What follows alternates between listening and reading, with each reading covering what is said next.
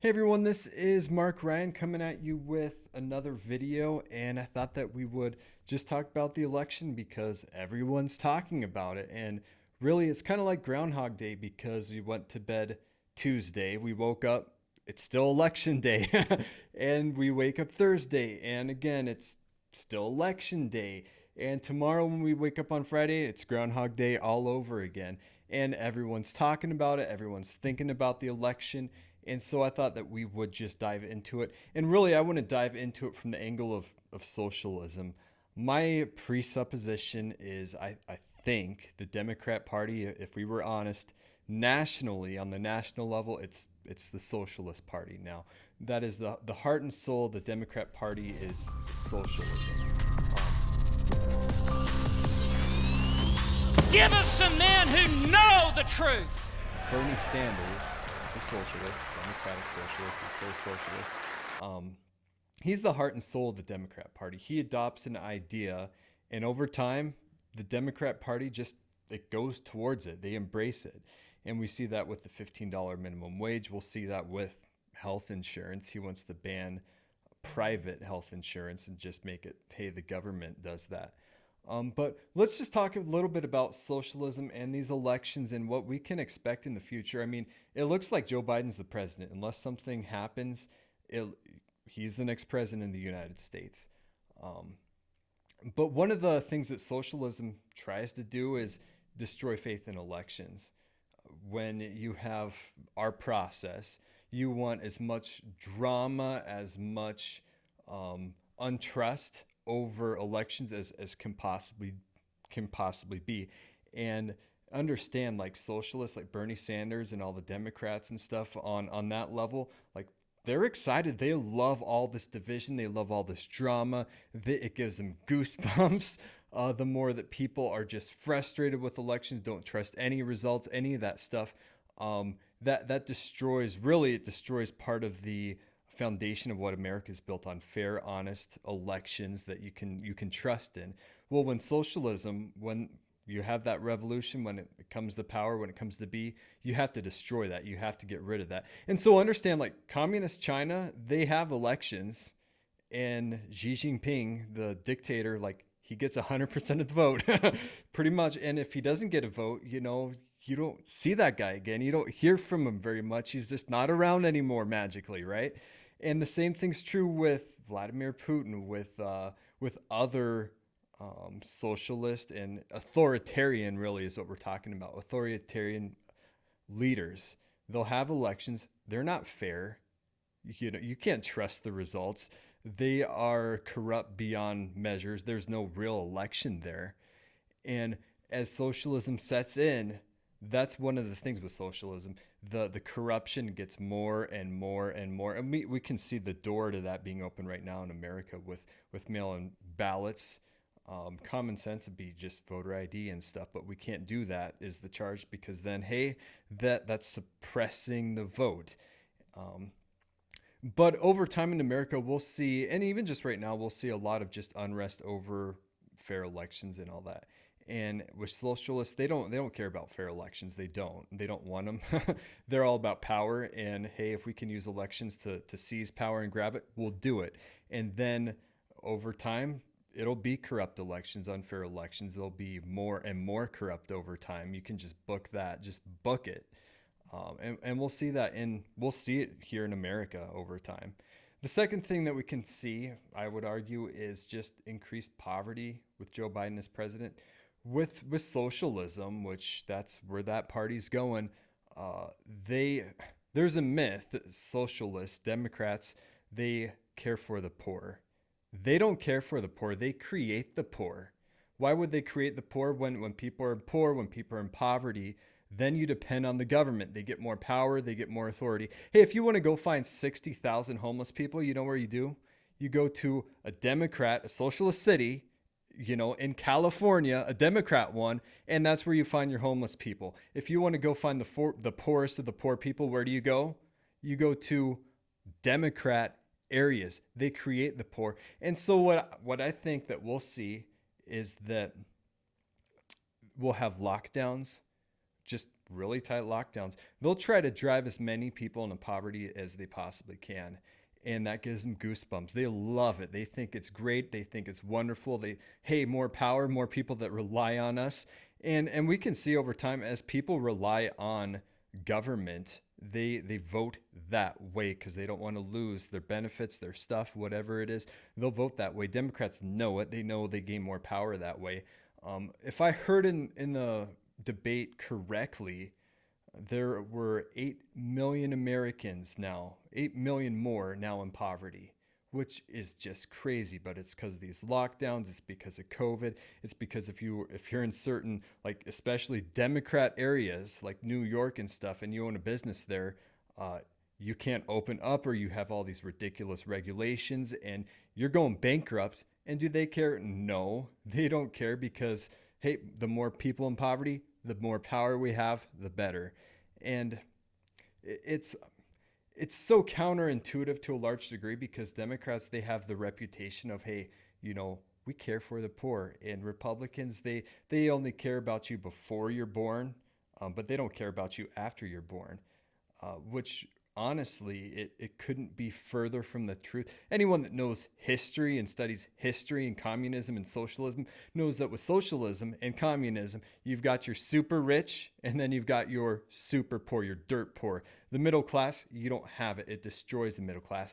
Socialism creates the poor, it doesn't care for the poor. And so many people, they fall for that lie. They fall for that lie. And it's tricky. Socialists are evil geniuses because at face level, man, they just sound so compassionate for the poor, but they're not. And it's not compassionate to say, hey, the poor, let's have the government take care of them. Let's have other people care for them. Not me. We'll have the government do it take care of them. The Christian position is no, the government, God ordained the government to punish evildoers, to praise what is good. And then me, like, I am responsible to care for the poor. Why? Because God's the creator of the rich and the poor. And when I treat the poor unfairly, unkindly, then it's an insult to their creator, the poor's creator, which is God. The next thing that we can see is just censorship. In socialist, in authoritarian areas, communism, what do you see? You see censorship. And so China, go start a pro-life rally in China and see what happens. Go start a protest against their dictator in China, Xi Jinping. Go see what happens there. Right? They don't believe in free speech when you're authoritarian. And so when Joe Biden, when he becomes president, which it looks like he will be, what we'll see a lot more censorship. And if you're a Christian, really, you have to start thinking of the Equality Act, which is basically, hey, if you're a Christian and you want to speak against sexual immorality, you can't do that. That's discrimination. We're going to sue you. We're coming after you. Be prepared to lose your house, lose your car, things like that. Because of censorship. And it'll start out small and then it'll get bigger and bigger and bigger and bigger. And we can see that. And actually, if you follow it, there's Christians already that, hey, bake the cake, you bigot. And they say, no, I'm not going to bake the cake. And they'll lose their business over it. They'll lose their livelihood over it. And one of the things that I want to do eventually is just start a list, because actually that list is actually really, really big. But when you've got President Joe Biden, and he has that executive power, the executive authority. He can sign executive orders. He can put leaders in his cabinet. He can assign new judges and everything. We're going to see censorship over that. You can just book it. And if you are a Christian and maybe you're a pastor and you're saying, hey, I'm not going to do that, the gay marriage or these other things. Be prepared, because, hey, that's discrimination will be the charge, and you're a bigot, and we can't tolerate that, because silence is violence and all these other things. The next thing we can always see is just division. Socialists, they love, if you're going to come to power, you need division. And classically, it's the rich and the poor, right? With Karl Marx, he says, hey, the rich, they oppress the poor, so the poor need to rise up and just overcome the rich, and just there has to be a revolution to do that, and a struggle. And now what we'll see is division between, hey, people that wear masks, people that don't wear masks. We'll see division between white people and people of color. That's a big thing going on right now. We'll see division between men and women, rich and poor. We'll see a lot of these different kind of divisions at a whole new level in our sports and our entertainment. It'll just be shoved down your throat. Just constantly, because if you want socialism, like that's something that has to happen, is there has to be division like everywhere. And another thing that I'm concerned about is just Christians in office. This is what, like the fourth thing, and it's a pretty big thing. 3 years ago, Bernie Sanders was just kind of interrogating a Christian. The Christian, he's looking at being appointed to such and such an office, really. And he had a quote in his past, hey, if you're a Muslim, if you don't believe in Jesus Christ, then you're not a Christian. You believe in a different God, and you're condemned to hell. Which, if you're a Christian, you believe that. If you're outside of Jesus Christ, if you don't know Jesus Christ, you are condemned to hell. You don't have any hope. You're headed to destruction, in case you didn't know. But Bernie Sanders, he got up and said, hey, you're Islamophobic. You're not fit to be in government if you believe that. And hey, that's going to be the charge. If you're a Christian and you believe, hey, Jesus Christ, he's not just a way, he's the only way, the major charge that'll come out here pretty soon, just give it some time. It'll be, hey, you're not fit for government. You're Islamophobic. You're against science will be a big charge. You're homophobic. You hate people like that. You're not fit for government. You shouldn't be allowed to serve in government anywhere. And that's very common in socialist countries that don't have that Christian worldview, because socialism doesn't have a Christian worldview. And then the last thing that we can see that I just thought about is just healthcare. They want total control of healthcare. You control people's healthcare, you control them. And we see that with Bernie Sanders. He just says, hey, healthcare, just private healthcare, just ban it. And they're going down that track. And we just see, if you're my age, you just kind of see the United States slowly going one direction, going towards socialism, basically. And one other thought would be just education. With socialism, like, you have to own the youth, you have to own education, you have to own the public schools, the colleges, and your dogma, your ideology, it has to be the only one that's taught. And so we'll see that come even in greater and greater degrees, and it's quite concerning, really. This election's pretty concerning. And personally, as a Christian, I thought, oh, hey, maybe I think this stuff will be years and years and years away. Well, it's not years and years away. It's at our doorstep right now. If you're a Christian, you have to start thinking about this like right now. If you're a Christian ministry on YouTube, on social media, stuff like that, you good luck, because censorship it's coming. It's at our door, and it's probably closer than we could ever really imagine right now.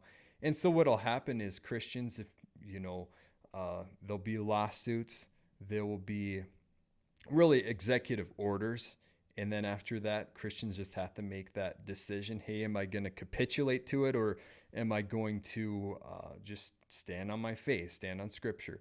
And eventually what we'll see is a state church, and then like the genuine church it's just underground. China has a state church, and when COVID regulations, when those ended and people could go back to church, you know what their communist dictator made them do is sing praises to Xi Jinping for saving them from COVID-19. They had to sing praises to him as God, basically. And with socialism, the government's God. Those who are in power, hey, they're God. They're the authority. Shut up. Don't do logic. Don't do reason. Just do as we tell you. That's their whole mantra. That's what is to be. That's their standard. They don't care if there's double standards. They are the standard. And So in China, you've got the state church run by Xi Jinping. He's the head of that church. He's the god of that church, really. And then you have the underground church that, hey, we're not going to capitulate that. We're not going to worship Xi Jinping. We are not going to follow all of his decrees because God's the head of his church. He has commanded us on how we're to worship. He's commanded us on who we are to worship, on certain things like that. And we can't be part of that state church, and so they'll worship underground, and they'll face persecution because of it. They'll be told, "Hey, you're an enemy of the state because of it." And historically, a lot of times that's how Christians were persecuted. Hey, you're enemies of the state. You won't bow down and concede to whoever the ruler is. Okay, have at it. But those are just some thoughts over, hey, this is what we can expect in the next 4 years or so. Times are changing, and they're changing faster, a lot faster than we could even think right now. But with that, I will see you. Hey, make sure that you like, subscribe, share, those kind of things. I'm still trying to get this off its feet, and I will see you in the next video.